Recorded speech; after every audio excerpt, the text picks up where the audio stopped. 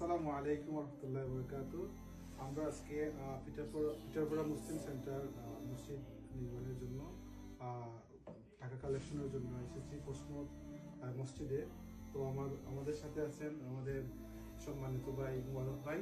তো ওনার সাথে আমরা এই মসজিদের অতীত ইতিহাস সম্পর্কে জানবো, যা আমাদেরকে অনেকটা উৎসাহিত করবে ইনশাআল্লাহ, এবং অনেক তথ্য আমরা জেনে আশা করি আমরা খুশি হব, অনেক উপকৃত হব।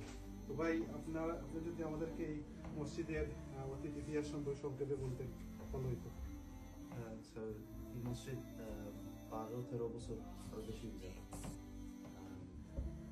আমরা আমার চাচাই আরো মুরব্বী হল তারা জায়গা পাইছেন, তারা জায়গা তো বাইরে আগে তো চার্চটা পাইছেন যখন কুজো মানে তো কাউন্সিলে চার্চ গেছিলেন ও এদায় তারা আপনার জায়গা পাইছে, জায়গা পাইয়া আর আমরা কমিউনিটি সবে হেল্প করি তো চার্চ হইয়া বা মসজিদ হয়েছে।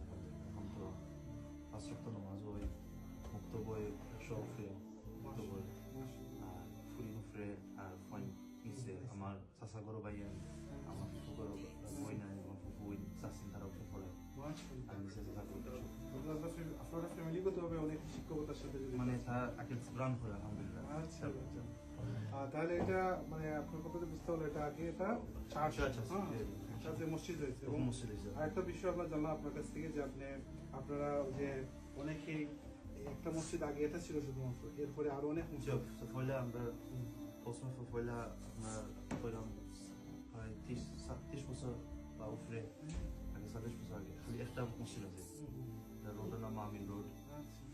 এগুলো অসুবিধা হইয়া এরপরে আর একটা মসজিদ করছে, জামি মসজিদ।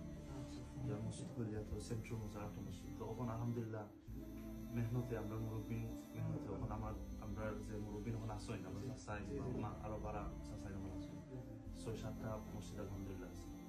আমরা অনেক একটা এরপরে বাকলেন্ড নর্থ এন্ড 2টা আছে, এরপরে আর একটা খুলছে ফ্রান্টন জামি মসজিদ আছে, সেন্ট্রাল মসজিদ আছে আর মামি রোড আলহামদুলিল্লাহ তাদের বাবা খোলার ব্যবস্থা। আসসালামু আলাইকুম। তো আমার এই মুবারক ভাইয়ের কথা থেকে আমরা বুঝতে পারলাম যে একটা চার্চ থেকে মসজিদ হয়েছে।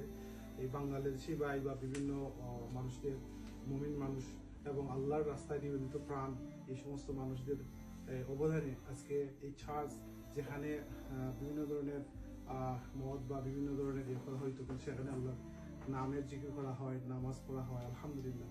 তো আমরাও এভাবে আমাদের পিটারপাড়াতে যে পাপ থেকে মসজিদ